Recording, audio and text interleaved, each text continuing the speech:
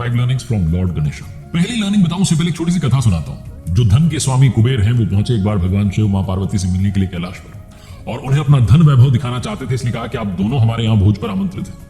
भगवान शिव माता पार्वती समझ गए कि ये जो है अपना घमंड जो है उसका प्रदर्शन करना चाह रहे हैं, इनके पास में जो खजाना है उसके बारे में बताना चाह रहे हैं। तो उन्होंने कहा हम तो नहीं आ सकते, लेकिन हमारे पुत्र गणेश को लेके जाइए, वो बहुत अधिक भोजन करता है, बस इसका ध्यान रखिएगा। कुबेर जो थे वो अहंकार में थे, उन्होंने कहा कोई बात नहीं, आप भेजिए, हम व्यवस्था कर देंगे, हमारे यहाँ कोई कमी नहीं है। भगवान शिव जी ने कहा देख लो हमारा बेटा बहुत भोजन करता है। उन्होंने कहा कोई बात नहीं, आप भेजिए। जैसे ही गणेश जी वहां पहुंचे कुबेर स्वामी के यहाँ पर, उन्होंने भोजन करना शुरू किया। जितना भोजन पका था सारा खत्म हो गया। जो कुबेर थे उन्होंने आदेश दिया कि और बनाया जाए, और बनाया गया, वो खत्म हो गया। भंडारे में जो बचा था वो भी खत्म हो गया। धीरे धीरे सारा भोजन खत्म हो गया। कुबेर को समझ में नहीं आया कि अब जो अतिथि आए इनको कैसे तृप्त किया जाए। दौड़ करके पहुंचे वापस भगवान शिव के पास, कहने लगे कि आप सही कह रहे थे, आपका जो पुत्र है वो तो बहुत भोजन करता है, अब क्या किया जाए। तो भगवान शिव ने कहा आप एक मुट्ठी चावल ले जाइए और प्रेम पूर्वक उनको परोसिएगा, वो आपका भोजन स्वीकार कर लेंगे। वो एक मुट्ठी चावल जाकर के गणेश जी की थाली में रखा और गणेश जी का पेट भर गया। ये जो पहली बात मैंने आपको बताई, जो कथा आपको बताई, ये सिखाती है कि गणेश जी का एक तो मुंह बहुत छोटा है, और छोटा मुंह ये बताता है कि कम बोलना चाहिए, नाप तौल के बोलना चाहिए, वही बोलना चाहिए जहां वाकई में आवश्यकता है। और दूसरी बात जो है, ये पहली जो कथा आपको सिखाती है कि जीवन में विनम्रता को लेकर के आइए। अगर आप थोड़ा भी ईगो लेकर के आएंगे तो भगवान भी आपसे प्रसन्न नहीं होंगे, उनको भी विनम्रता ही पसंद आती है। दूसरी कथा बताता हूं और दूसरी लर्निंग आपको बताता हूं जो हमें सीख लेनी चाहिए भगवान गणेश जी से। पौराणिक कथा है कि प्राचीन काल में अनलासुर नाम का एक दैत्य राक्षस था, जिसने स्वर्ग में धरती में त्राहिमाम मचाया हुआ था।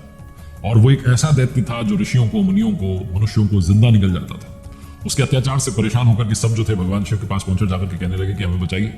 शिव जी ने कहा कि आपकी रक्षा और इस अनलासुर का जो वध है वो हमारा पुत्र गणेश ही कर सकता है। तो गणेश जी को जो है भेजा गया, और गणेश जी ने जैसे ही भगवान शिव ने आदेश दिया, भगवान गणेश जी पहुंचे और जाकर के सीधा अनलासुर को निकल लिया।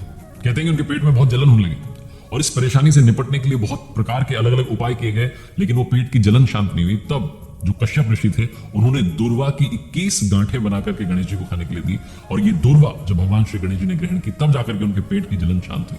कहा जाता है कि तब से ही भगवान गणेश जी को दूर्वा जो है चढ़ाने की परंपरा शुरू हुई थी। तो दूसरी सीख ये कहती है कि बड़ा पेट होना चाहिए जो पचा ले, बातें पचा ले।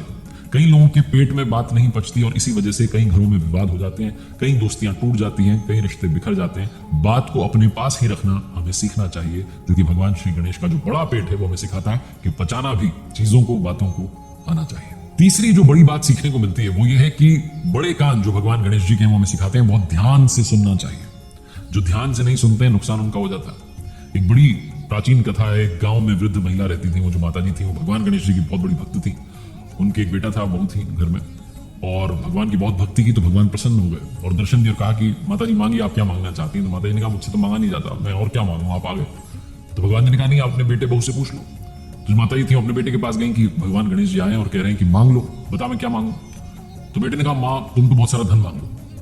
बहू के पास गई तो उन्होंने कहा बहुत सारे जो है सोने चांदी के आभूषण मांग लो। तो माता जी को लगा कि सब अपने अपने मतलब की बात कर रहे हैं। तो पड़ोसी के पास गई, पड़ोसन जो थी उनसे पूछा। पड़ोसनों ने कहा कि आप एक काम करो, आप थोड़े दिन ही जियोगी, थोड़ा पैसा मांग लो, नाती मांग लो, अपनी आंखों की रोशनी मांग लो जिससे कि आपका जीवन आराम से कट जाए, और थोड़ी सी उम्र मांग लो। तो माता जी ने कहा भगवान गणेश जी से कि अगर आप वाकई में प्रसन्न हो गए और आप मुझे वरदान ही देना चाहते हैं तो आप मुझे 9 करोड़ की माया दें, निरोगी काया दें, अमर सुहाग दें, आंखों की रोशनी दें, नाती दें, पोता दें, और सारे परिवार को सुख दें, और अंत में मुझे मोक्ष दें। तो भगवान गणेश जी ने कहा कि आपने तो मुझे ठग लिया, आपने इतना कुछ मांग लिया, लेकिन फिर भी जो आपने मांगा है, आपको मैंने वचन दिया था आपको सब कुछ मिलेगा। ये कहकर के वो अंतर ध्यान हुआ। माता जी ने जो कुछ मांगा सचमुच उन्हें मिल गया। तो हम भी प्रभु से ही प्रार्थना करते हैं कि जैसे उनको मिला वैसे हमें मिल जाए। और ये कथा जो इसका सार यही कहता है कि बड़े कान जो होते हैं ध्यान से सुनने की क्षमता लेकर के आते हैं। बड़े कान होने की वजह से वो हर छोटी बड़ी बात को सुनने का प्रतीक है। अगर आप लाइफ में अच्छा मैनेजमेंट चाहते हैं तो हर किसी की बात को बहुत ध्यान से सुनिए। ये सिर्फ और सिर्फ तब पॉसिबल है जब आप उसी मोमेंट में, उसी लम्हे में रहें। कई बार हम लोगों के साथ बैठे होते हैं लेकिन हमारा ध्यान उस जगह पर नहीं होता, कई सारी बातें हमें सुनाई ही नहीं देती क्योंकि हमारा मन कहीं और भाग रहा होता है। इसलिए ध्यान से सुनना शुरू कीजिए। चौथी कथा आपको सुनाता हूं। एक बार गणपति महाराज जो है अपने मुनि पुत्रों के साथ में पाराशर ऋषि के आश्रम में खेल रहे थे, और वहां पर तब कुछ नाग कन्याएं आ गई और उनसे कहने लगी कि आप हमारे लोक में भी चलिए, पाताल लोक में। तो बहुत आग्रह किया तो गणपति जी उनके साथ में चले गए, और जब नाग लोक में पहुंचे तो नाग कन्याओं ने हर तरीके से उनका आदर सत्कार किया। तभी जो नागराज थे वासुकी, उन्होंने गणेश जी को देखा और देखा कि भाई ये जो मनुष्य है इसका जो सिर है ये हाथी का है, और वो उपहास उड़ाने लगे, मजाक उड़ाने लगे और उनके रूप का अलग अलग तरीके से वर्णन करने लगे। भगवान गणेश जी को क्रोध आ गया, उन्होंने वासुकी के फन पर पैर रख दिया, मुकुट को भी खुद पहन लिया।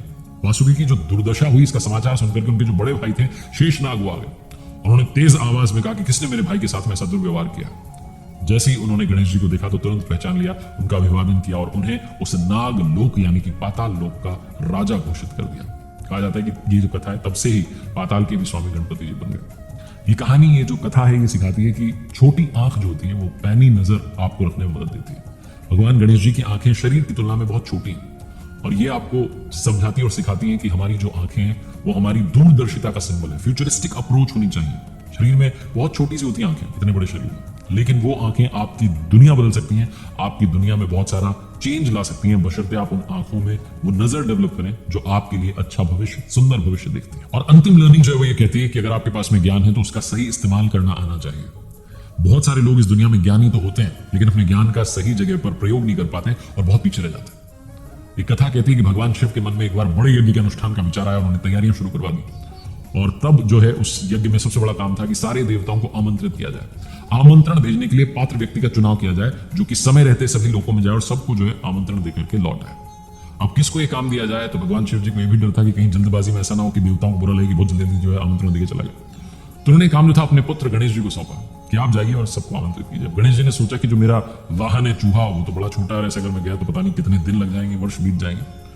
तो फिर उन्होंने अपने मस्तिष्क का प्रयोग किया, अपने ज्ञान का प्रयोग किया। उन्होंने कहा बहुत आसान है, काम करते हैं, सारे देवताओं को यज्ञ में शामिल होने का आमंत्रण ही देना है, तो सारे देवताओं का वास भगवान शिव में ही क्यों ना उनको प्रसन्न किया जाए, तो सारे देवता प्रसन्न हो जाएंगे और यहाँ पधार जाएंगे। तो भगवान गणेश जी ने भगवान शिव का पूजन किया और सारे देवताओं का आह्वान किया और सारे जो आमंत्रण पत्र थे भगवान शिव को समर्पित कर दिए और सारे आमंत्रण स्वतः ही देवताओं तक पहुंच गए क्योंकि सारे देवताओं का वास भगवान शिव में है।